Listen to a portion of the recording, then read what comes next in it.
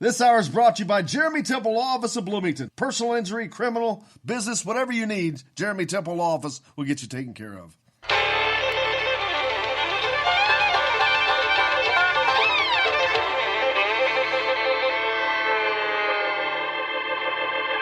Well, we're coming to your city. Gonna play our guitars and sing you a country song. We'll all be flying higher than a jetliner. And if you want a little bang in your yin yang, come along. Hey, come on along and welcome aboard Indiana Sports Beat with Corey and Larry, coming to you from the Golf Club at Eagle Point Studios, powered by Rivals on this Friday. Make sure you go to TheHoosier.com for complete coverage of the Indiana Hoosiers, and we got plenty to talk about today. Todd Leary's with us as always. Jake's at the wheel. The PGA's coming back. Shaquille's son's headed to LSU. Kind of weird. Obi Toppin's brothers headed to Kentucky. North-South All-Star game canceled. Von Miller's COVID-19 positive. Jalen Green starting a green wave maybe. And Tyson Watson's going to announce his exclusive commitment today on where he's going on Rivals. In Indiana is one of his final five. And Tyler Combs is still live on Jeopardy. Tonight's the championship, I think. Todd Leary. I watched some. I guess that was either the last night in or his first night of the 2-night thing last night, and he was down bad. This one dude from Minnesota, he went big. He got a double Jeopardy or whatever, and he just went big and got the big one right there. But it's a 2-night deal. So did he win last night? No, well, it's a 2-night deal. So now. He comes back tonight. Okay. I guess the finals are tonight. But man, he's got a hole to dig out. A lot of room to make up. Yeah. But I noticed I probably need to start watching Jeopardy. I'm like, yeah. Oh my gosh, I can't watch it because I don't know any of the answers. So yeah, I know. That's why I realized I should start watching it. We feel dumber and dumber every time I watch it. Yeah, we could make our own movie of Dumber and Dumber. You're happy, I know. The PGA scheduled to return June 11th. No people, of course, but it doesn't matter. I don't know how people affect golf. But yeah, just to have something is better than nothing. We talked a little bit about this yesterday. Yeah, I mean, if there is a sport that I would say will be impacted by no fans, the least amount. Now, that doesn't mean I don't think they have an impact on it, and I definitely do believe the fans create some excitement and the atmosphere changes and all that. I totally believe that's a fact. But I think in golf, the viewership is probably the least impacted on the actual play than any other sport. I mean, college athletics, obviously, it's the biggest factor. The NBA even and baseball and all that. I mean, I'd probably put baseball as the next one that fans could probably go or not be at, and it's still be decent product out on the field. But you're right. I'm excited for golf to come back. If it's on TV that's live, I'll watch it. Well, in some places, you can already say that about baseball. I think that's already taking place in Detroit, like places like Detroit, maybe. True. I watched a lot of the Golf Channel here in the last couple of weeks, and it was really kind of funny to listen to some of the announcers on there because some of them have been former players and guys who were, decent names, but not always big name players at their time. And they said, this is really going to help out the guys who are kind of lower on the totem pole in the PGA Tour because they're kind of used to playing without people watching. There might be 50,000 people at the course watching, but 40,000 are watching Tiger and 10,000 are watching Phil, and the rest of them are kind of walking around without anybody around them anyway. So it was interesting to hear their perspective on it. But you're right. I was super excited to hear, we're only about 6 weeks away from having that live on TV. I saw that Sharif O'Neal is transferring to LSU, which in a normal time that would be like, oh, that makes total sense. His dad played there. Right. But right now it makes zero sense because it is a cesspool of corruption, and everybody in the freaking world knows that, especially after this HBO doc came out. Well, yeah, Papa John's brought Shaq in to kind of fix their whole issue, nightmares they had going on. Maybe LSU's bringing Shaq in, bringing little Shaq in to help their issues because they've got them piled up. There's no doubt. They got some stuff they're going to have to deal with. Kentucky, man, they lose. All right, we talked about that. They lost 8 of their 9 guys that scored last year. 94% of their scoring, right? Yeah, 6% of their scoring is coming back with Keon Brooks Jr. They've got 3 5-star guards coming in for Calipari, but now he's bringing in. I know there's one grad transfer I think from an Ivy League school or someplace. I forget that kid's name, Mintz from Creighton. But now on Harms, they think that Harms is that may be the top place for him to land there. And they also get Jeff Toppin, Obi Toppin's brother, who's transferring from Rhode Island, but he after a freshman year. So I don't know if they're getting Obi Jr., Obi 2 or not. I haven't seen him play. Yeah, he's a good player. He is nowhere near Obi Toppin level. But, you can also sit there and say 2 years ago, we never heard Obi Toppin either. So we'll see what he ends up being. He's obviously, he had an okay year. I watched him play 3 or 4 games and he had a couple of shining moments in his play, but he's not Obi Toppin.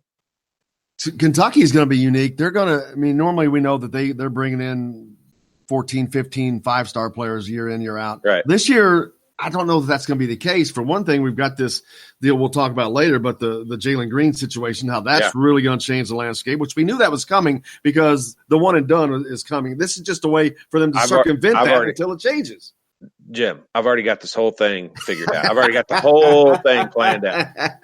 They're going to do this G League thing, and they're going to create this team for the G League. And you know who the coach is going to be? Mike Krzyzewski. John Calipari. Oh, Calipari, of course. Yes. He deals with these guys every year anyway. No one has more experience dealing with the one and dones and the guys that are 18 years old and only going to be there for 1 year. This gets him out of You are exactly, oh my God, you are exactly right. Out of our hair in the NCAA. We don't ever have to deal with him again. He can just go coach all these 18-year-old guys that only want to play 1 year anyway. Well, I said a year or two ago that as soon as the one and done rule is done, Calipari is done in college. Yeah. Because he doesn't coach teams. He tries to out-talent teams. And you are exactly right. My God, there's never been a position created more so for one person than that is for him. That is exactly right. I told you I have I got way too much time. I got way too much time on my hands. I'm thinking up all kinds. I'm solving the world's problems every day, man. That is actually dead on because the NBA doesn't have a farm, quote unquote, farm system. They tried that with the G League, but it just hasn't materialized, and there's been no fan interest, so it's like pointless for them, really. I'm sure they get their benefits from it. We have not seen, and a lot of it's based on the rules. And here, look, I believe me, college basketball is my favorite sport. There's no two ways about it. If it's a spectator sport, it's my favorite thing to watch and do, as most of our listeners kind of feel in that same category. But I also am not against the getting rid of the one and done rule. Because I think there will be certain times when it'll have a huge impact, like a Zion Williamson, for example. He was huge to college basketball, and I think his stock got really high because he played college basketball. But then you take the situations like last year's number one, James Wiseman. Him not playing in college basketball, he didn't play in college basketball last year for the most part. And it wouldn't have affected anything. He wasn't ever going to be this insane thing. College basketball didn't suffer last year because James Wiseman didn't play, in my opinion. Nope, not at all. And this, people forget, this is how it used to be back in the day. Yeah. Kobe did not play college basketball anywhere. LeBron did not play college basketball anywhere. There's a reason for that. It used to be the rules was different, and it didn't hurt college basketball then, and it won't. It'll help college basketball, in my opinion. And I cannot wait till it happens. Yeah, you know what? There will be those. There will be those players like a LeBron, like a Kobe, that just absolutely separate themselves out and are the anomaly. But then there are also the Jermaine O'Neals of the world, where he did it, and I guess you could say it worked out, but you could also argue the alternative to that. And if he'd have gone to college for a year or two, he may have developed a lot better and a lot differently. And there's the few guys, the Zion Williamsons, the Kobe Bryants and LeBrons. Those are no brainers. Those guys are built already to play in the NBA. But the majority of these guys, it's not going to have. I don't see it having the super negative impact that at first look at it you would think it might have. Ryan, hit us up on the text line. You can do the same, 812-269-6367. Hope you guys enjoyed Jeopardy last night. I found out it's tonight as well, 2-day finals. Yep, I mentioned that. Also, I know it's early, but get your mind going and let me know, what was your favorite men's hoops teams through the years? Can't count any championships. Well, mine would be, I'll go with 94 or 92 or any of those teams right there. That was my era, man. I love those teams. So we'll stick with that. Todd can't pick. I guess you can pick. You can pick. I mean, you can pick anything other than your teams. I mean, you can't pick you're talking about, what are your favorite IU teams? Non-championship IU teams? Yeah, I mean, that 2002 team was pretty fun. I would just like to have seen Larry Bird play in an Indiana uniform. That would have been fun. I agree, but it's just you never know. You never know if if his life would have developed the same way. I mean, it just wasn't for him. He's just that's why, I mean, Indiana is looked at. He may not be the player he is. That's exactly right. You are right, because he had nothing but total freedom at Indiana State once he got there. And, he had to go through that road he went to get there. His mom didn't – I love this. When he left Indiana, he said his mom didn't talk to him for 5 months. Yeah, I mean, when you look at it, hey, I'm a Coach Knight lover, and but I'm also not blinded and didn't drink that much of the Kool-Aid. Like, I know that there are some weaknesses that Coach Knight had. And look, Larry Bird needed total freedom. I think one of Bob Knight's greatest things that he did is in 1981, he just basically, about halfway through the season, just basically let Isaiah go and said, look, Isaiah, just take over. I mean, because Isaiah was, he didn't run the system. He ran Isaiah's system. And, when it got to the 87 team, I mean, he had to live with he had to make some changes. He brought in junior college guys. He'd never done that before. And so, he adapted certain times. I don't think he was ready to adapt when Larry Bird got there. Yeah, I think that's a huge point, because he would have had to do the same with him, or it would not have worked. Because is Brian Evans the kind of player that's like that, but not? He was more mentally different than say Larry Bird, but kind of not as an athletic type of guy you'd see, but still manages to make it work. The funny part is, I mean, yes, size wise, they're pretty comparable and all that, but I mean, they're also pretty similar heady type players. I mean, they're guys who think their way through the game a lot more. Here's kind of the difference of the way I would look at those scenarios is, if Bob Knight was going to keep Larry Bird, Bob Knight would have basically had to give like 90%. There was not going to be a 50-50 compromise between the two of them. Bob Knight would have had to give. I don't think Larry Bird was given all that much. And a 1975 for Bob Knight was not. Right. I mean, he was early on, and he was establishing the fact that this is the way I am. And I think maybe when Larry left might have been part of the reason why he was a little bit more lenient with Isaiah in that scenario. I mean, they might not have won 81 if Larry, he doesn't realize, Larry was going to do it his way, and that was going to be the way it is. But Brian, after he watched Larry lead him to a national championship game, what could have been? I mean, here's the thing: if Larry Bird could have ever, if they could have made it work, I mean, you want to talk about, we had the guest on last week that compared Larry Bird and Tom Brady and said Phillip Rivers was kind of a combination of those. I mean, Cam Cameron. Yeah, if you could have taken Bob Knight's genius with Larry Bird's skill and genius and somehow made that work, I don't even know. I mean, I don't know how good this person could have ever been. Like, I think Larry Bird could have been better having played for Coach Knight. Very difficult to say, because you can also argue he's one of the best players of all time. So it's a difficult scenario. But he would have had to have played for a specific Coach Knight, not just Coach Knight, like you said. Yeah, and I think that is a great point you made there. When you you compared him to Brian Evans earlier, and what I was going to compare with that is, I mean, the give and take, the compromise.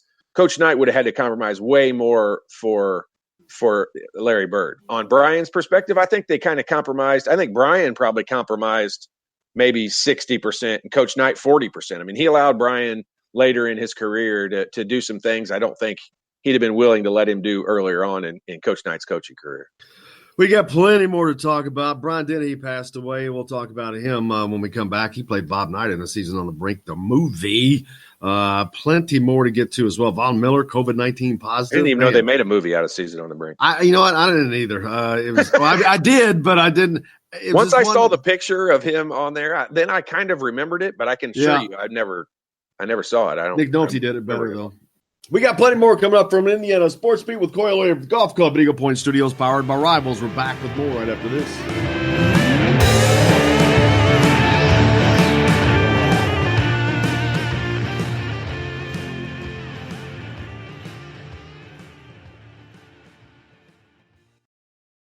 Hello, everybody. Jim Coyle from Indiana Sports Beat. When I'm not covering the Hoosiers, you can find me at Bubba's 33 in Clarksville, located on the northeast corner of I-65 at Veterans Parkway.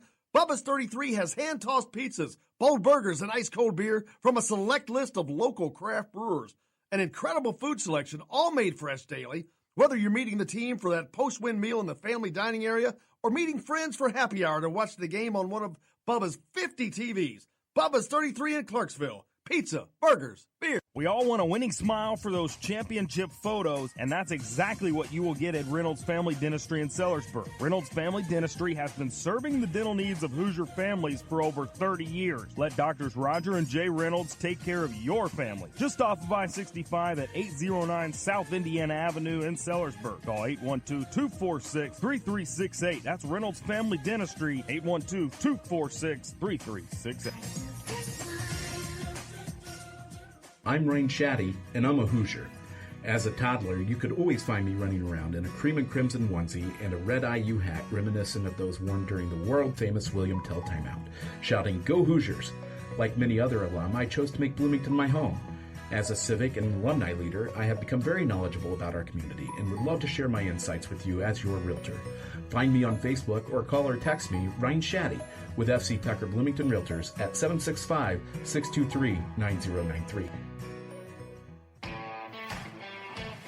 Now that warm weather has arrived, it's time to hit the links, and there's no better place than the Golf Club at Eagle Point in Bloomington.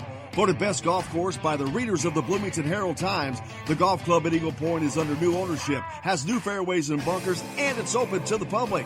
When the round's over, there's cold beer and a full menu at the Eagle Point Pub and Bistro. Call 812-824-1100 to make a tee time. That's 812-824-1100. The Golf Club at Eagle Point in Bloomington. This is Jim Coyle from Indiana Sports Beat with Coyle and Leary. Indiana Sports Beat is now a part of the Rivals Network. You can go to TheHoosier.com to sign up. It's free. Catch the show there each day live or at your convenience. You can also like or follow us on Facebook, follow the show's rebroadcast anywhere you podcast. If we're not on a radio station where you live, we should be. Let your local station know they need to carry Indiana Sports Beat with Coyle and Leary, or simply go to TheHoosier.com. Some of the best sounds you'll ever hear are generic, safe, effective, even money-saving, just like FDA-approved generic drugs. Even if they don't come in the exact same color or shape as their brand name equivalents, they have the same key ingredients and go through a rigorous review process. Talk to your doctor or pharmacist today and visit fda.gov/generic drugs. Generics are safe, effective, and can save you money. You'll like the sound of that. Hey, this is Jordan Halls, former Indiana Hoosier. Keep up with Indiana sports on Indiana Sports Beat.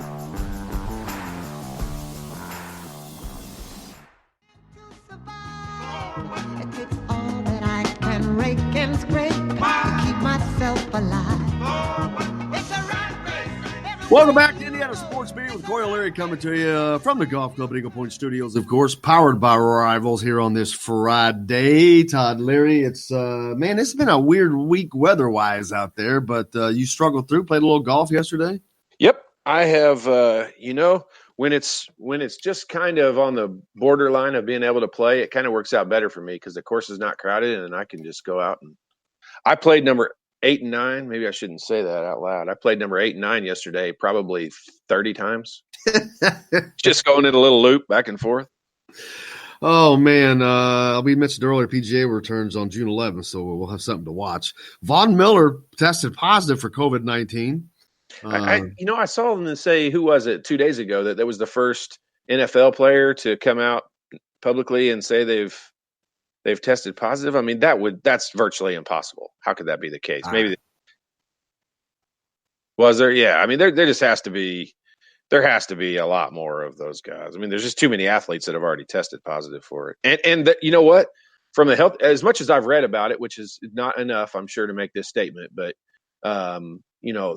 it just happened. It seems to be one of those situations that we'd be better off to have some of the healthier people kind of get it and go through it.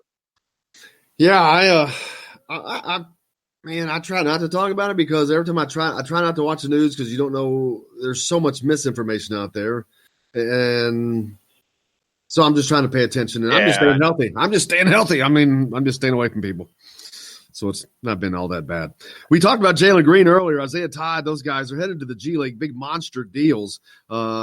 How's that going to impact recruiting? Alec Lasley from TheHoosier.com is going to join us in a little bit. We're going to talk about recruiting in general for Indiana and whatnot. But this, some people talking about how this could be a game changer, Todd. And they can't do this to that many guys, I don't think. I don't know why they're really doing this. Maybe it's just to prime the pump to get some of those guys over there. But they're not going to offer $500,000 to every Tom, Dick, and Harry that comes along. Not even every 5-star, I don't think. Yeah, I mean, I don't truly, I think they're going through a kind of a trial and error process here to see how it works. And, maybe fortunately or unfortunately, however you look at it, Jalen Green is going to be looked at probably the first guy that, kind of the pioneer in this scenario of the person that did it first. And I know Isaiah Todd has talked about doing it also. He's also talked about going overseas and playing. Look, these guys can make immediate impact. They can make a lot more money if they go overseas and play. There's no doubt about that. But from an endorsement standpoint, that might not be the case. And these guys would have agents and an ability to, do stuff and make money other than what they make in the G League. And what they're talking about doing is not, these guys are not going to join a team from the G League. They're not going to compete within the, 40-plus game season the G League has. They're talking about creating basically it'd be like a really good AAU team, just of guys who have graduated high school, and a really, really good AAU team is kind of the way I look at it, with probably really good trainers and coaches. And we talk about the G League. I don't know that the G League is impacting college basketball nearly as much as the transfer portal has. I mean, look at Kentucky next year. They're going to look like the Baltimore Orioles. We're not going to know who the hell's on that roster. Yeah, no, that's a for sure thing. And this guys who are going to make it to the NBA, and it's a foregone conclusion. I am not a person that thinks these guys should have to go to college. I've never felt that way about it. And, I just don't think that. I don't necessarily know what the best way to do it is. I can assure you an 18-year-old just mature mentally and has got to have enough money to be able to have the right people around him and the right people surrounding him. Because if you get the wrong ones, this is going to go bad for them. There's no way around. We're joined now by Alec Lasley from TheHoosier.com, who has been handling a great job on recruiting for Indiana basketball. Alec, how you doing, brother? Good, guys. How you doing? We're doing fine. Todd Larry along with us as well. But talking about the Jalen Green, Isaiah Todd's, those guys, the G League, that big splash that some people talk about how that could be a game changer in college basketball. And we just don't see that happening across the board. But it's definitely going to have an effect before the one and done rule is changed, of course. Yeah, definitely. I mean, if you look at it over the past, I don't know, even like 3, 4, 5 years, only, a handful of players have actually done that. And for the most part, it's only been those top, 3 to 5 players in each class that have even thought about it. So I really don't think it's going to, drastically impact too much in college basketball kind of moving forward. I mean, I think it's going to – I've always thought that Todd and I could be wrong, but I've always thought it's going to just be even more of a leveler across college basketball, which we saw a pretty level playing field last year.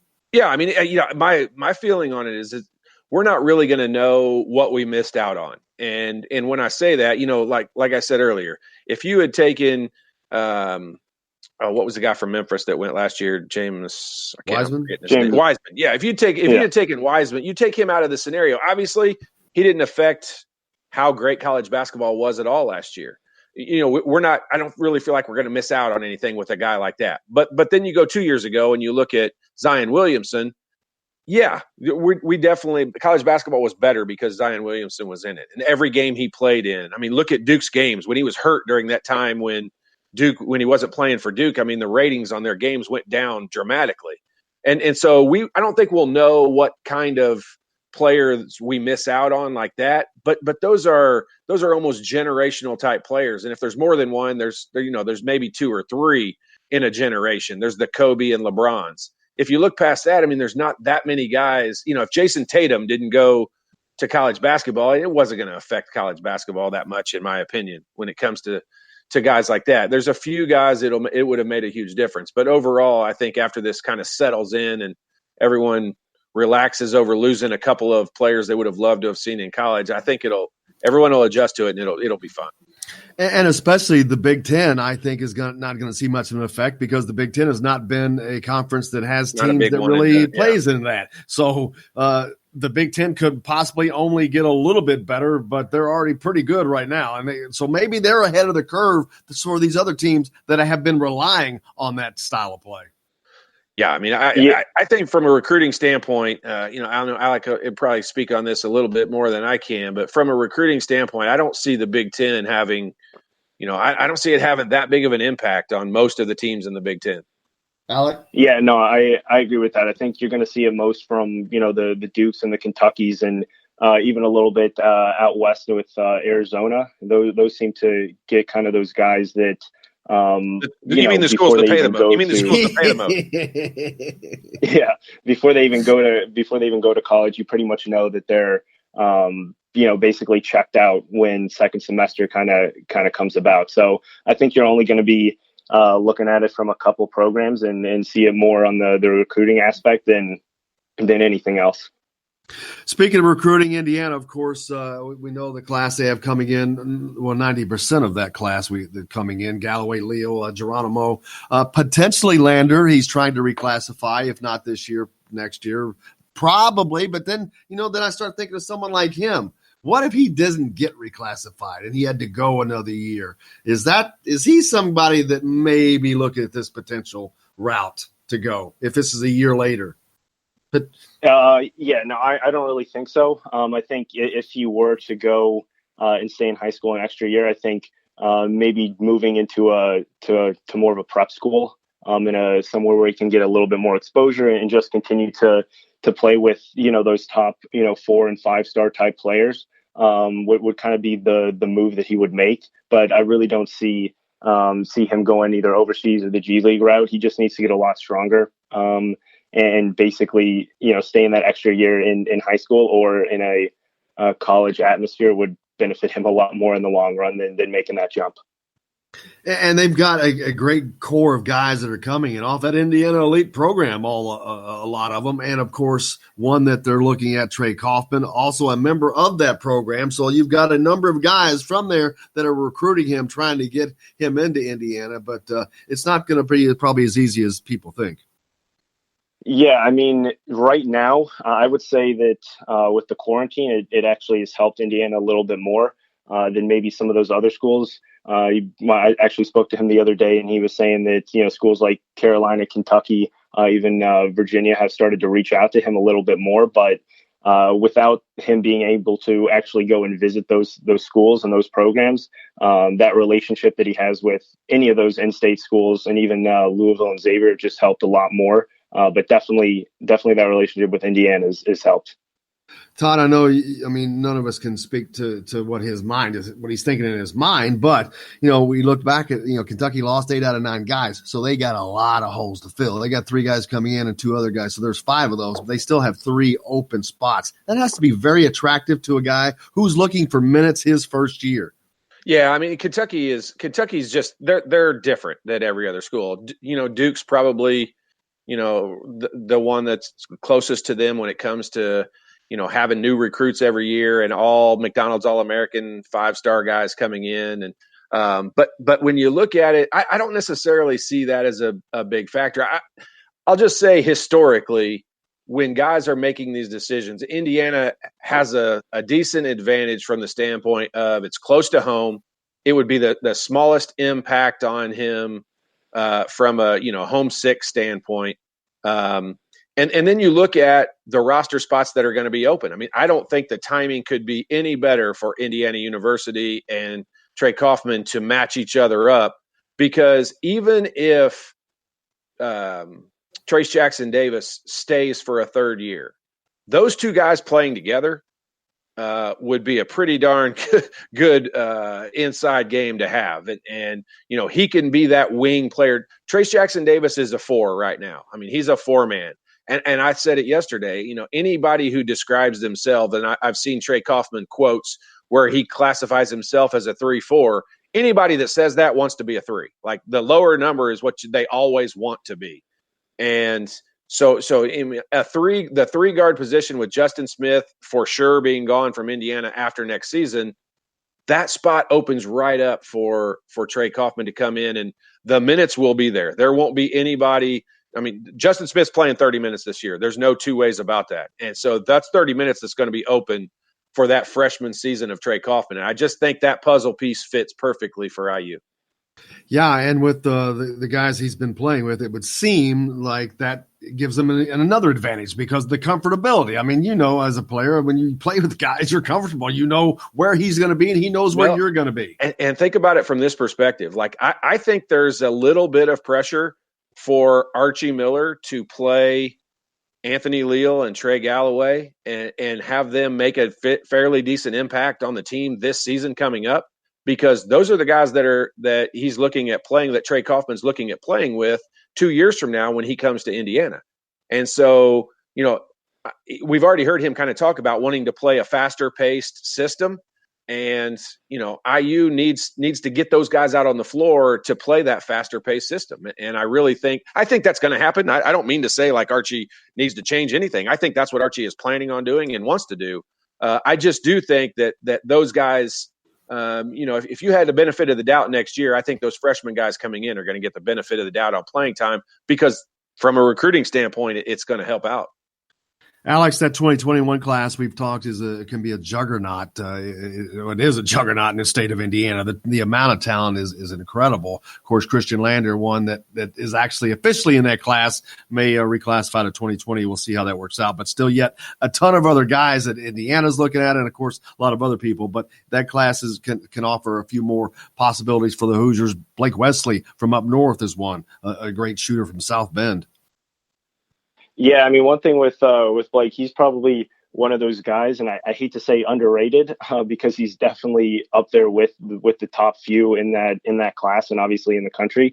But he kind of seems to be lost in the shuffle when it comes to kind of that core group of guys in the 2021 class. Obviously, with Christian Lander kind of headlining it, then Trey Kaufman and even Caleb First.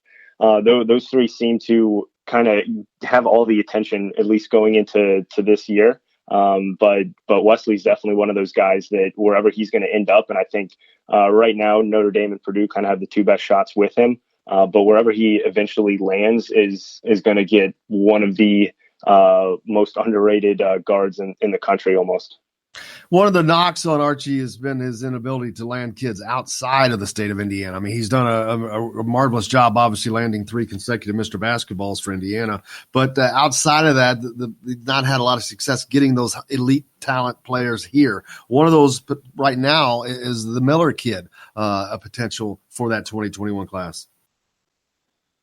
Yeah, I mean, I really don't think there's going to be too many out-of-state guys coming to IU this year. Mason Miller, obviously, one of those guys who has gained a lot of interest from Indiana over the past, few months here. But I think more or less, the two guys that you would be looking at when it comes to those out-of-state guys would either be Trey Patterson or Aminu Muhammad. Those two seem to be higher up right now, on the priority list. Mason Miller still has a little bit more room to kind of develop when it comes to his game. But obviously, you can't go wrong with any of those three. Yeah, and you mentioned Muhammad. I mean, I don't know that there's a bigger target outside of the state than him for Indiana right now. Yeah, I mean, he basically fits everything that Indiana really needs on the wing. He's extremely versatile. Obviously, he's a little bit smaller in size at 6'4", when you would want someone kind of at that three position, where with Indiana liking to play a lot of guards on the wings. But he plays a lot bigger than that, and his frame really helps him when he's either on the offensive or defensive end, playing through a lot of contact and getting to the rim. And I really think his versatility would thrive in Indiana's offense, and especially defense, with Miller liking to play multiple guards, being able to switch off of multiple defenders and do that. I know you've been working on a board on TheHoosier.com. Where is that located on there? Yeah, I mean, if you go to the Hoosier.com, it's the More tab up top on the navigation bar there, and hot board of class of 2021. You can basically get all the up-to-date news and stuff from all the guys that Indiana's either offered or that have some interest in. So it actually was just up last night, so you guys can go ahead and check that out too. Now, Christian Lander, of course, we talked about him, the possibility of reclassifying, and with the COVID-19 and everyone being at home, I know early on, my daughter in her work, they were just killing them with too much work, and then they realized they adjusted it back. So hopefully that this will make things maybe easier for him to get this accomplished, but it's certainly not a ton easier, because it seems like, or at least for me, I'm a guy that needs to be in school. I need teacher direction sometime, but I'm not sure. Is this going to help or hurt him, you think? Originally, I thought it may hurt him a little bit more, just because obviously if you're not going to school and you're not going to class, in person, that does seem to kind of stunt the learning growth and obviously getting everything done that you need to get done. But from what I've heard, it's basically just dotting some I's and crossing a few T's to really make that jump up to 2020. So as of now, I think it's still in the plans that he's going to obviously make that jump to the 2020 class. Trey Patterson, another kid that on Indiana's radar. What do you know about him? Yeah, obviously he made his very first official visit to Indiana. It was a junior year official visit, so he still would have one come senior year. He's taken things a lot slower as of now. He has a handful of teams that are still really involved in the recruitment, basically all around the country. He hasn't really trimmed down that list much. He's more of a wild card at this point, but Indiana definitely is prioritizing him and really making him up at the top of their list for sure.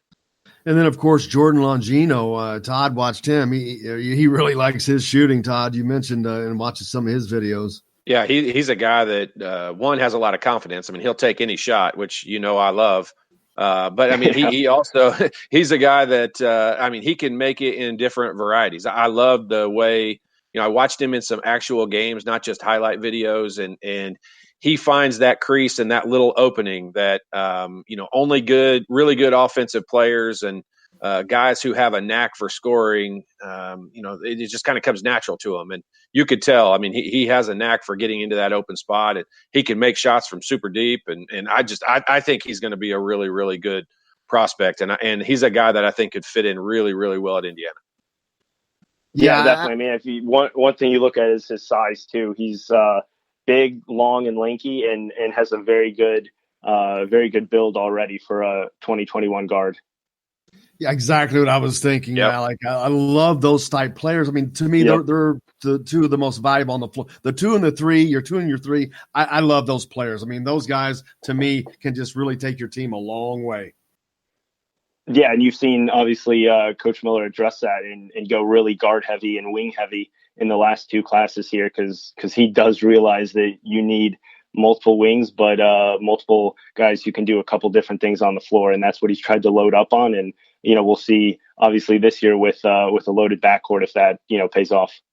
There's been some other guys not a lot of talked about. Louis Lamont, he's also another guard, 6'5" guy. That's that same 6'5" type. Yeah, he's more kind of down the list for Indiana. they actually went and visited him earlier this year and saw him play, where he actually had one of his worst games of the season. But they're still interested in him. I'm not sure if much is going to actually eventually come from that one. I think they're more just keeping tabs on him and seeing how things play out with some of these other guys. But one of those guys that we talked about earlier, in Mason Miller, is one of those guys that Indiana still has interest in, that is starting to really take that next step with. So I think Lesman is more of those into the line kind of guys, if anything does eventually come from that. Todd, we talk about Christian Lander and the possibility of him reclassifying. And I think back at me, there's no way I could have done that mentally from a maturity standpoint in high school. And I'm like, wow. So I'm amazed that any kid could go from being a junior in high school to a freshman in a Power 5 conference college. Yeah, I mean, the only thing that we don't really know, and I do not know this about Christian Lander, but I know it happened with a lot of guys that I played with, is they reclassify basically in the 8th grade, and they're a year older anyway. And there are a lot of players who are that way. I think in this case, I don't know about him, but I think a lot of players are just reclassifying back to their original class they would have been in anyway. But I don't know that about Christian Lander, and I just say I'm with you. Like there's no way maturity wise I or any of the guys I played with could have done that very well. And I too am not saying this about Christian or anybody in particular, just talking in general. Thinking about that though, but knowing that as freshmen how immature we were. Now if some kids kind of start coming up a little earlier, I mean, some are mature beyond their years, but some of us aren't. What happens when you get that guy that reclassifies and he doesn't have that little extra maturity. So now you're a little even more immature.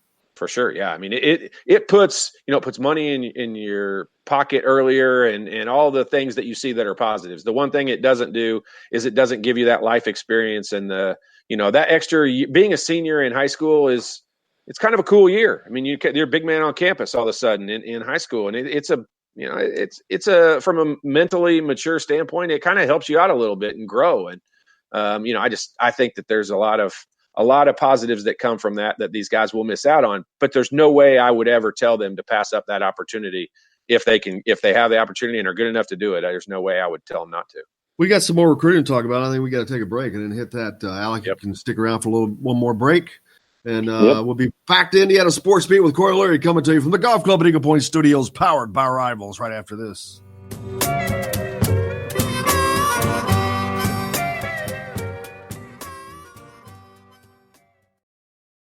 Hello, everybody. Jim Coyle from Indiana Sports Beat. When I'm not covering the Hoosiers, you can find me at Bubba's 33 in Clarksville, located on the northeast corner of I-65 at Veterans Parkway. Bubba's 33 has hand-tossed pizzas, bold burgers, and ice-cold beer from a select list of local craft brewers. An incredible food selection, all made fresh daily. Whether you're meeting the team for that post-win meal in the family dining area or meeting friends for happy hour to watch the game on one of Bubba's 50 TVs. Bubba's 33 in Clarksville. Pizza, burgers, beer. We all want a winning smile for those championship photos, and that's exactly what you will get at Reynolds Family Dentistry in Sellersburg. Reynolds Family Dentistry has been serving the dental needs of Hoosier families for over 30 years. Let Doctors Roger and Jay Reynolds take care of your family. Just off of I-65 at 809 South Indiana Avenue in Sellersburg. Call 812-246-3368. That's Reynolds Family Dentistry, 812-246-3368. I'm Rain Shaddy, and I'm a Hoosier. As a toddler, you could always find me running around in a cream and crimson onesie and a red IU hat reminiscent of those worn during the world-famous William Tell timeout, shouting, "Go Hoosiers!" Like many other alum, I chose to make Bloomington my home. As a civic and alumni leader, I have become very knowledgeable about our community and would love to share my insights with you as your realtor.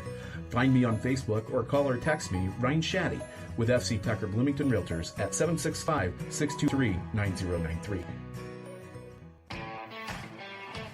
Now that warm weather has arrived, it's time to hit the links, and there's no better place than the Golf Club at Eagle Point in Bloomington. Voted best golf course by the readers of the Bloomington Herald-Times, the Golf Club at Eagle Point is under new ownership, has new fairways and bunkers, and it's open to the public. When the round's over, there's cold beer and a full menu at the Eagle Point Pub and Bistro. Call 812-824-1100 to make it tea time. That's 812-824-1100. The Golf Club at Eagle Point in Bloomington. This is Jim Coyle from Indiana Sports Beat with Coyle and Leary. Indiana Sports Beat is now a part of the Rivals Network. You can go to TheHoosier.com to sign up. It's free. Catch the show there each day live or at your convenience. You can also like or follow us on Facebook, follow the show's rebroadcast anywhere you podcast. If we're not on a radio station where you live, we should be. Let your local station know they need to carry Indiana Sports Beat with Coyle and Leary, or simply go to TheHoosier.com.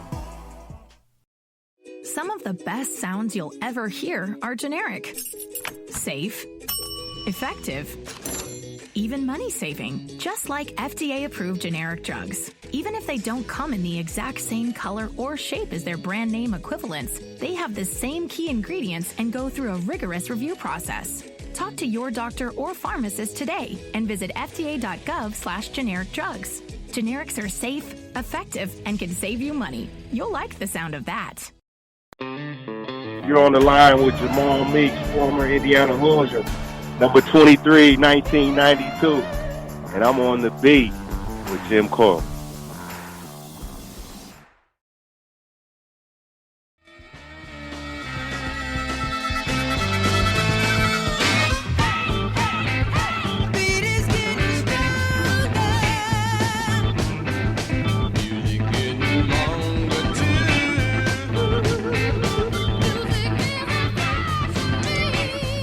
Welcome you guys hear me better? back. Sports Beat, Coyle and Leary, coming to you from the Golf Club at Eagle Point Studios here on this Friday, powered by Rivals. Make sure you go to TheHoosier.com. Complete coverage of the Indiana Hoosiers. Alec Lasley sitting in with us as well. We're talking some recruiting for Indiana. Of course, the class this year filled. Christian Lander, of course, that final piece as he is attempting to reclassify, and that's.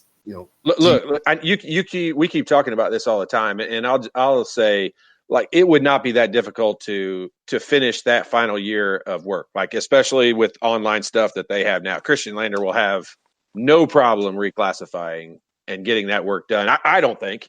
I mean, he's I've heard about how smart a kid he is, and he'll get that work done. They'll make sure, even if he didn't have it done, in a timely manner, he'll have it done this summer sometime. It'll get done. And you talked about, and I know exactly what you mean. When we were all growing up, there was always some kids that I went to school with, and you were right. It's usually in the 7th or 8th grade, right, where they'd held themselves back or whatever. Eric Montross that I played with, it was held back. He went to the 8th grade twice. I mean, I probably knew 30 people back in 1989 that had reclassified for that, and it happened a lot. Yeah, Christian has not done that, according to his father, Keith. He is in his normal grade, so he is making that step. And see, that's what I'm saying. The kids that can do that, I'm in all of those kids. I am too. I'm like, wow. I totally just have nothing but bowed down because I couldn't do that. So I'm just so amazed. And you see that with these kids today, and I just like, wow, what an idiot. This made me feel that much more of an idiot. Yeah, but I mean, you think about that. I mean, he's got to have a pretty solid base at home. Yeah. I mean, he's got to be a kid that, and most of the kids in that scenario have got to come from a really solid background and have their priorities in order and know what they've got to do to get stuff done. And he's obviously one of those guys that's able to pull that off. There's no way I could have, not a chance. Yeah. But we're looking forward to that happening we are. We are.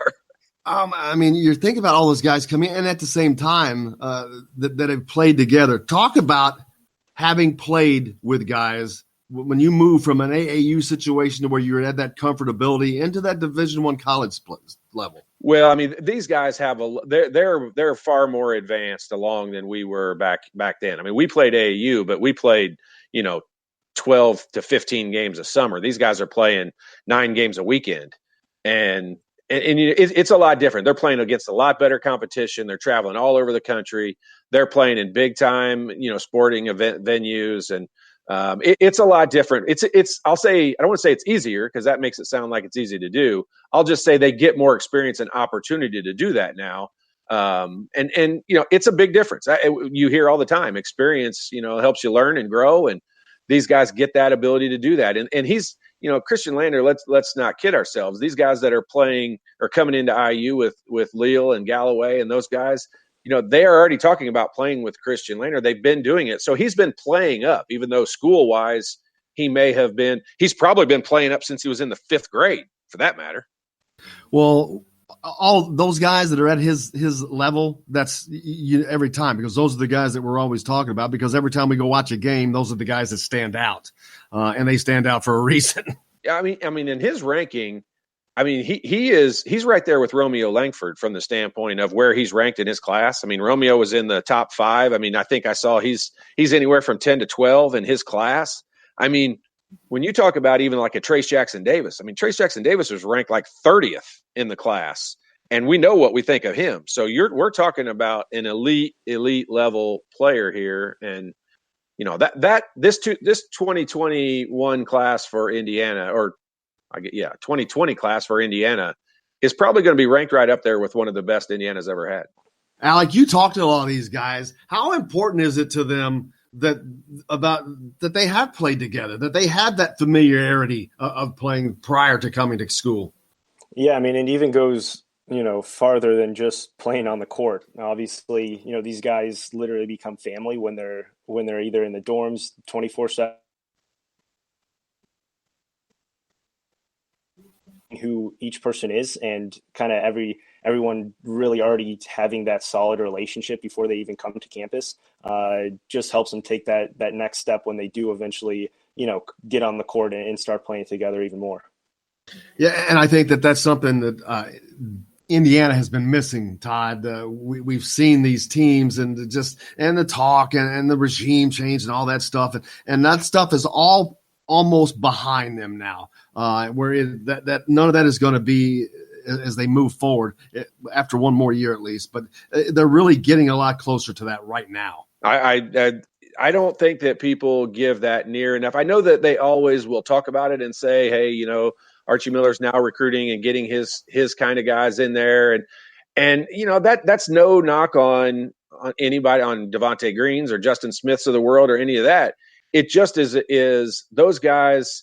When you get guys that are able to, when you recruit guys that you're able to start from day one and you can bring them in, you can build a real strong foundation of what you want. And that's why I just think it has been so ridiculous. No matter what the losing streaks are or whatever, yeah, they suck. And no, this year wasn't as bad, but 2 years ago, that 12-game losing streak or 12 out of 13 or whatever was awful. But you've got to fight through some of that stuff and let them create and build their own foundation. And I really think you're right. I mean, after this year, we won't talk about that anymore because the pressure is on for them to compete and at a high level now. And I really think that I think when this class gets here, it'll change the dynamic of this team so much. And I can't wait for it.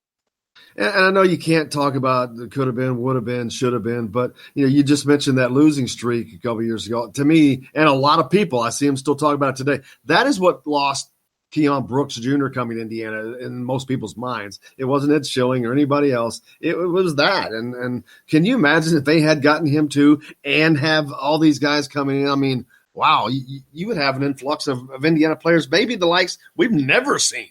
Yeah, I mean, you're right. But we are kind of having the influx that we've never seen. I mean, 3 consecutive Mr. Basketballs. And like I said, I think that puzzle piece with Trey Kaufman next year, I think he's probably the front runner for Mr. Basketball again and Indiana would have a chance at 4 in a row. I mean, I don't know what Alec thinks of that, but I mean, when you just go look at historically, all the way back as far as you want to look for Mr. Basketballs and heading to one school like that, that's a big deal. And that's, if you don't think he doesn't have the state locked up, Archie doesn't have the state locked up in recruiting, I'd love to hear your argument in that case. Yeah, 4 in a row, and you add in Christian Lander to that mix. One of those two would have been Mr. Basketball, yeah. But unfortunately, he won't get to do that. But Trey Kaufman may be able to fill that role. That truly, I said this a couple of weeks ago on the show. It's a foregone conclusion to me that Lander's going to be there. And he's going to reclassify. And so I said it a couple of weeks ago. He would probably, I don't want to say without question, but he would most likely be Mr. Basketball if he stays another year. Oh, of course. And you're at it, you're basically saying, he's going to get to the NBA probably a year sooner it's probably a couple $1 million decision for him to stay or go and win that Mr. Basketball. And so, yes, although the honor, I don't think you can put a value on what the honor of being Mr. Basketball is. I also don't know that you could tell a kid, you should stay and win that Mr. Basketball and forego, a couple $1 million opportunity. I don't think you would be doing him any favors by telling him that. I think one lesson we've learned with the COVID-19 pandemic, sometimes in life just sucks, and I think that's kind of one of those situations. You never know. But there's going to be, and just like for the rest of us, things are going to get better, and for him, it's going to get better because he's going to be in the NBA one day, so it'll be just great. But yeah.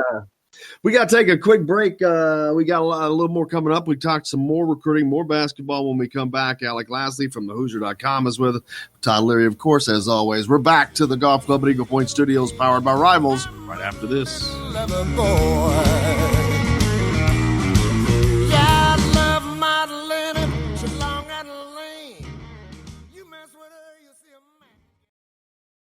Hello, everybody. Jim Coyle from Indiana Sports Beat. When I'm not covering the Hoosiers, you can find me at Bubba's 33 in Clarksville, located on the northeast corner of I-65 at Veterans Parkway.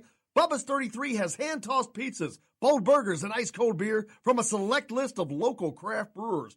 An incredible food selection, all made fresh daily. Whether you're meeting the team for that post-win meal in the family dining area or meeting friends for happy hour to watch the game on one of Bubba's 50 TVs. Bubba's 33 in Clarksville. Pizza, burgers, beer. We all want a winning smile for those championship photos, and that's exactly what you will get at Reynolds Family Dentistry in Sellersburg. Reynolds Family Dentistry has been serving the dental needs of Hoosier families for over 30 years. Let Doctors Roger and Jay Reynolds take care of your family. Just off of I-65 at 809 South Indiana Avenue in Sellersburg. Call 812-246-3368. That's Reynolds Family Dentistry, 812-246-3368. I'm Rain Shaddy, and I'm a Hoosier. As a toddler, you could always find me running around in a cream and crimson onesie and a red IU hat reminiscent of those worn during the world-famous William Tell timeout, shouting, "Go Hoosiers!" Like many other alum, I chose to make Bloomington my home. As a civic and alumni leader, I have become very knowledgeable about our community and would love to share my insights with you as your realtor. Find me on Facebook or call or text me, Ryan Shaddy, with FC Tucker Bloomington Realtors at 765-623-9093. Now that warm weather has arrived, it's time to hit the links, and there's no better place than the Golf Club at Eagle Point in Bloomington. Voted best golf course by the readers of the Bloomington Herald-Times, the Golf Club at Eagle Point is under new ownership, has new fairways and bunkers, and it's open to the public. When the round's over, there's cold beer and a full menu at the Eagle Point Pub and Bistro. Call 812-824-1100 to make it tea time. That's 812-824-1100. The Golf Club at Eagle Point in Bloomington. This is Jim Coyle from Indiana Sports Beat with Coyle and Leary. Indiana Sports Beat is now a part of the Rivals Network. You can go to TheHoosier.com to sign up. It's free. Catch the show there each day live or at your convenience. You can also like or follow us on Facebook, follow the show's rebroadcast anywhere you podcast. If we're not on a radio station where you live, we should be. Let your local station know they need to carry Indiana Sports Beat with Coyle and Leary, or simply go to TheHoosier.com. Some of the best sounds you'll ever hear are generic, safe, effective, even money-saving, just like FDA-approved generic drugs. Even if they don't come in the exact same color or shape as their brand name equivalents, they have the same key ingredients and go through a rigorous review process. Talk to your doctor or pharmacist today and visit fda.gov/generic drugs. Generics are safe, effective, and can save you money. You'll like the sound of that. Hey, it's Michael Lewis, former Indiana University player and current UCLA assistant basketball coach, and you're listening to Indiana Sports Beat.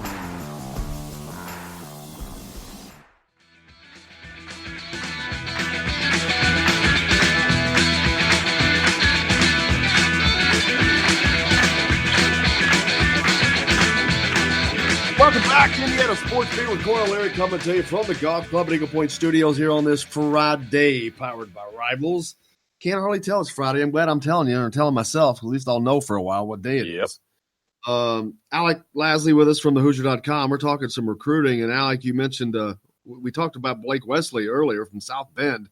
Indiana's only landed 3 big names from up there. John Leskowski, or no, there's a couple more. But since John Leskowski, Demezy Anderson was the most recent from South Bend. What a 40-year span. But right now, Blake Wesley, another name out of there, Alec, that Indiana's looking at, a shooting guard that Todd has watched shoots. He's a great shooter, man. Yeah, like I said, I think he's probably one of the more underrated players when it comes to that top half of the in-state 2021 class. Indiana's done a lot of good work as of late to at least get themselves back in the conversation. But Notre Dame and Purdue, those are the 2 programs that really have the stranglehold on him, and it's kind of more of a push and pull at this point between those 2. But Indiana's definitely made up some ground, but they do have a lot more to go, just because they have prioritized guys like Trey Kaufman, obviously Christian Lander, and some other out-of-state prospects up to this point. Yeah, I mean, a shooter is something that Indiana and Indiana fans have been clamoring for a while. Of course, we've got guys coming in like Galloway and Leo and Geronimo, but he's a guy that we know can stroke it. But South Bend, man, Notre Dame, you'd think that they would definitely have an advantage there, and Purdue, of course, a little closer as well. But they landed Demezy Anderson, and so it's doable. Yeah, definitely. Obviously, he has that relationship with Demezy Anderson and even Armand Franklin as well. So it's not that, Indiana doesn't have those connections, especially on the team right now. Just Notre Dame has really kind of made him that quote unquote, hometown hero per se, and really, really trying to get more of that in-state talent to stay, and more of that top in-state talent to stay nearby. Which they haven't been able to do a lot of recently. Todd, a lot of talk about Demezy Anderson and the potential for him transferring, but not because we had heard that from any inside or anybody, but just because of people looking at that, thinking that, and then nothing has happened, and I don't see anything happening from that. I think he's going to stay. How important is it that he stays for the recruitment of someone like Blake Wesley? Yeah, I mean, I don't know that that's as near as big a factor as I think it looks like it is on paper. And I'll just tell you, like, we tend to make, I think, a little bit more out of the situations of guys playing together. I do think it's a big factor if they really, really complement each other. And, but I'll say this, Eric Montross and I really complimented each other. Like, I really enjoyed feeding him in the post. He really enjoyed looking. I did. Like, you really enjoyed watching him dunk. It wasn't that difficult to throw it really, really high to the guy that's a foot taller than everybody else. But I mean, like, we played well together, and but it wasn't going to be the determining factor. I mean, he wasn't coming to Indiana. They would have basically had to have signed his dad to take over for Bob Knight in order for that to have been the case. And so there are a lot of other factors that go into it. And I think we make more out of guys playing together than what it really factors into. I think Demezy overall, I think they would look more, I think it would probably hurt that recruiting more than anything. Even if Demezy came out this year and had a really solid, productive year, I don't think that a recruit kid is going to look at it and be thinking right now, okay, I'm going to pick a school that I think it's going to take me 3 years to develop and get out on the court.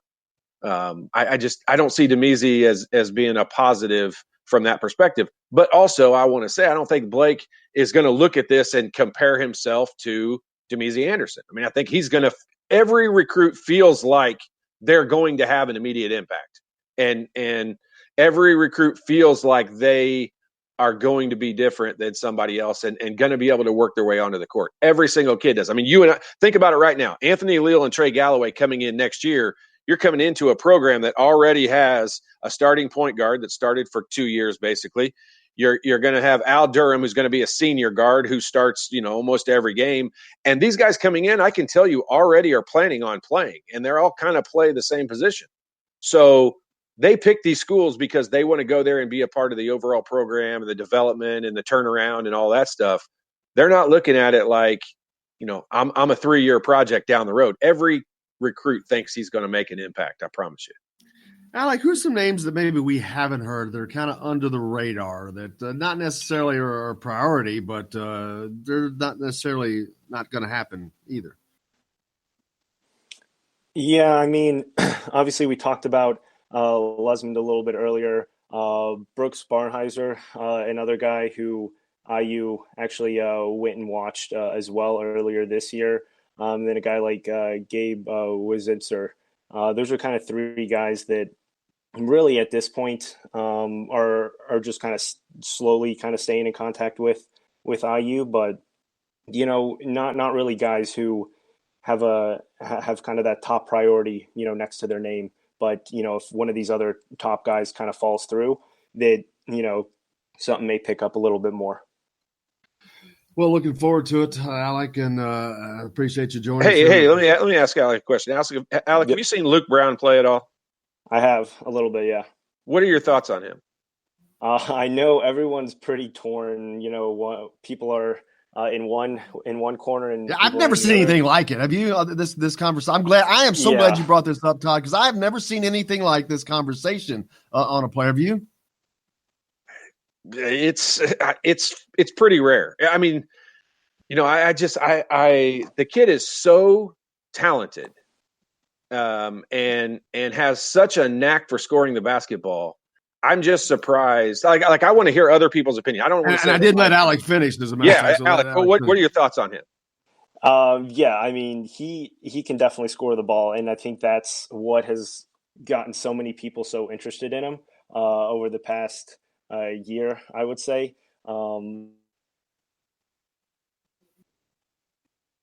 His game can sort of translate to a super high impact player on the D1 level right away. I think he's someone who would take a little bit longer to develop, and I think there's just some other stuff in that kind of comes with him that some of these top programs don't really want to take on. Why is that? Why do you think that's the case? His size, speed, what is it?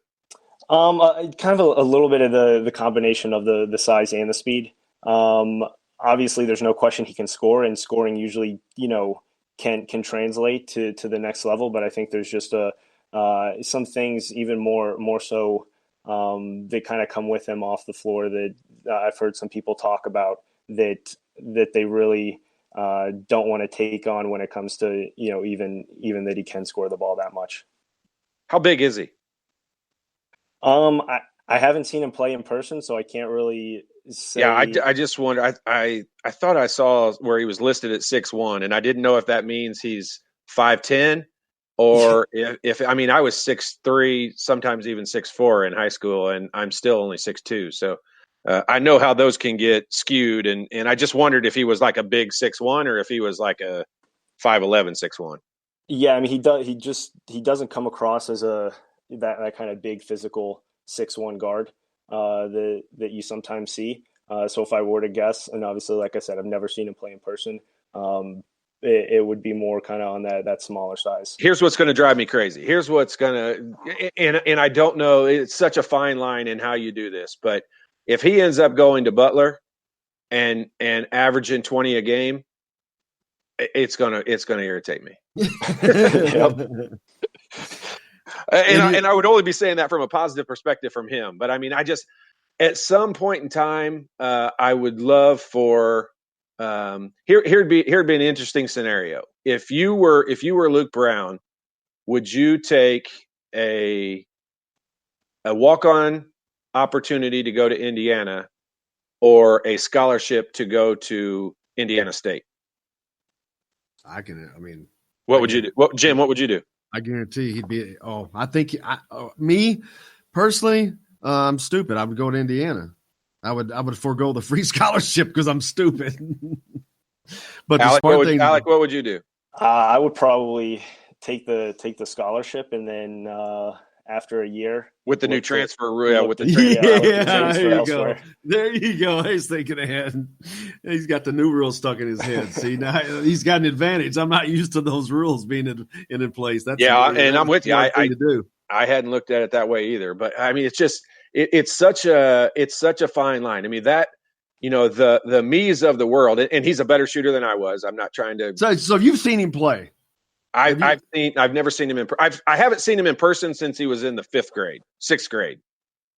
And so, he and Willie used to play against each other from time to time. And so I've seen him play a long time ago, and he was really, really good then. And he, the difference is here's truly how I feel about this. If he was 6'6", he would be ranked in the top 10 in the country.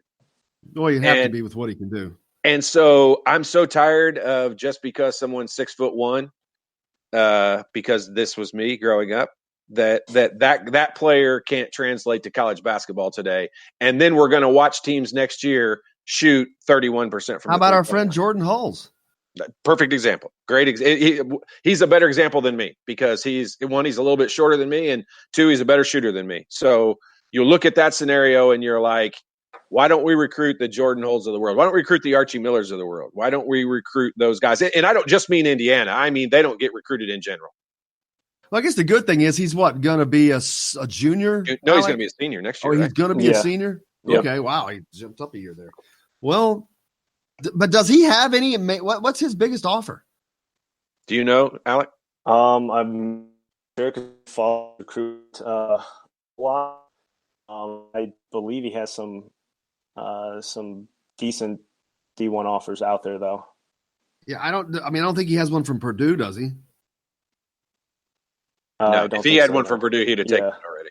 He would have committed already. So, I mean, for those people that are, especially the Indiana should be, well, they're not the only one. So there's questions there. But, that's the type of player that I think you're used to playing with, Todd, or you saw like Bob Knight recruit or take those kinds of guys. But not to say that that's perfect for this regime, but those are the kind of guys you played with. You know what? I'm a firm believer in you can't have an entire team made up of people like Jordan Hulls or Luke Browns of the world. But you also, I don't think it can hurt your team by having a couple of those guys on there. And I'll tell you right now, Luke Brown could have played if you'd have put him on the floor, he could have played for IU last year because they just simply had games they could not score the basketball. They couldn't shoot. And I don't know. It's one of those scenarios that I play out in my head all the time. And I understand the recruiting game. I get it. I know the athletes are the ones that get looked at, first and foremost and almost exclusively. But I think that there's a place for, I've always been told since I was young, that there's always a place on a team for a guy that can score. And I'm surprised that there isn't a place for him at more of the bigger schools. Yeah. And that's he's one of the guys that was, quote in quotes, chasing Damon's scoring record along with Jalen Blackman. I don't see that with what happened with the COVID-19 and not having the tournament. I would imagine that would eliminate anybody because I would think that anybody chasing Damon Bailey is going to need every quarter of every game you could possibly play to catch him. So I don't even know. Were they still in the tournament? Did they win their sectional? I would imagine, but I don't know that either. So he missed part of his freshman season too. So did he? I don't know if they were still in it. I'm not entirely sure. But it's just one of those things. I mean, but I think that I understand what you're saying. It's going to be he's one of those guys that if he comes back and haunts Indiana, there's going to be a lot of hand wringing. But you got to get. They're moving forward. The recruiting is going pretty well. I love where the recruiting is. I love the guys that are coming in. I'm so excited about this class coming in. Especially, I was excited before Lander was a part of it, and now, I'm still saying it's a foregone conclusion that he's reclassifying.